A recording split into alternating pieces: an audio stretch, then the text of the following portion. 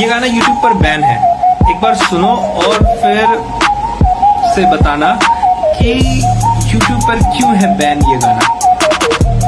कहानी शुरू होती है जब तुम स्कूल जाते हो, भारी भरकम फीस भर के अपनी डिग्री लाते हो। पर ये स्कूल कॉलेज किसके हैं जरा गौर से तो देखो, इन मंत्रियों के प्राइवेट धंधों की लिस्ट तो देखो। सरकारी स्कूल कॉलेज इन्होंने खंडर बना डाले ताकि इनकी प्राइवेट दुकानों के कभी ना लगे ताले। सिखाया कुछ नहीं बस डिग्री थमा दी हाथ में और लूट लिया तुम्हें दिन दहाड़े भरी रात में। डिग्री तो ले ली अब तुम जॉब के लिए भटकते हो, PhD करके भी तुम चपरासी के फॉर्म भरते हो। वो 10वीं पास कुर्सी पे बैठ के संविधान का मजाक उड़ाता है, अनपढ़ होकर भी वो तेरे ज्ञान की कीमत लगाता है। वो राज करते हैं तुम पे जिन दामंदागों से भरे हैं, तुम चुपचाप सहते हो सब ऐसे तुम्हारे जमीर ही मरे हुए।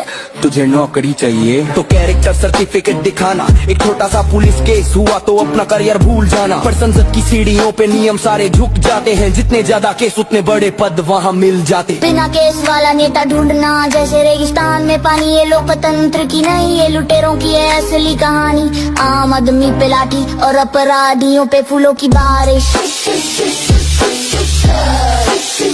तुम सोते रहो यही तो उनकी साजिश है। बलात्कार को बस आंकड़ा बना के फाइल में दबा देते हैं। संसद में बैठे लोग मुद्दों को मजहब से लड़ा देते हैं। यहाँ बेटी की चीख से ज्यादा उसके कपड़ों का डिस्कशन है, और बलात्कारी के पीछे खड़ा ये पूरा सिस्टम और एडमिनिस्ट्रेशन है। स्कैम दर स्कैम, भ्रष्टाचार का ये गहरा समंदर है। बाहर से सफेद कुर्ता है पर काला साया अंदर है। सरकारी अस्पताल जाओ तो आत्मा कांप जाती है, वहाँ दवा से पहले मौत दरवाजे पे आती है।